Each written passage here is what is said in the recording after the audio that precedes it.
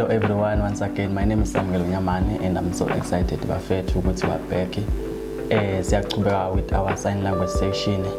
Ndawukhumbula from our previous section besibuka ema types of deafness. So namhla ke bafethu siyaqhubeka. Last time we were talking about the hard of hearing, sabuka i-congenitally deaf, sabuka ne-postlingual.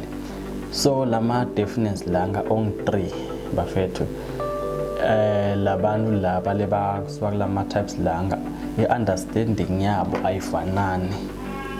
So i-understanding yemvo loka hearing, loka hard of hearing, loka congenital, which is lo totally deaf, nomloka postlingual, lama understanding abo akafanani kanjani ke lo muntu adibuta like nas communicate nas sign ku understand kwabo akufanani.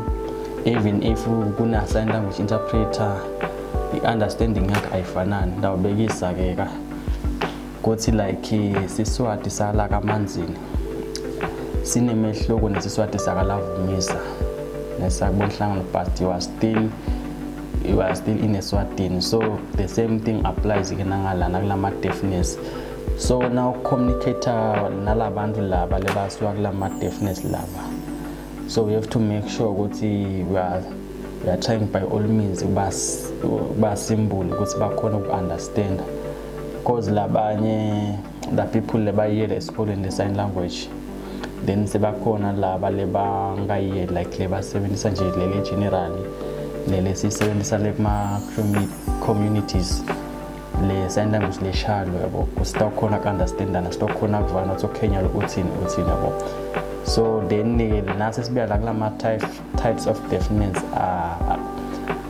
sekabehluka ke. So that's why concepts la lo munye utawusheshe understand nangisachaza kokuqala lento lesikhuluma ngayo or lengisama ku-interpreter, then lo munye maybe I understand sengisama ku-explain kwesi-3 noma kwesi-4. So simele si-understand ukuthi lama deafness akafanani. Yes. Thank you so much for tuning in, Buffet. To see you next time.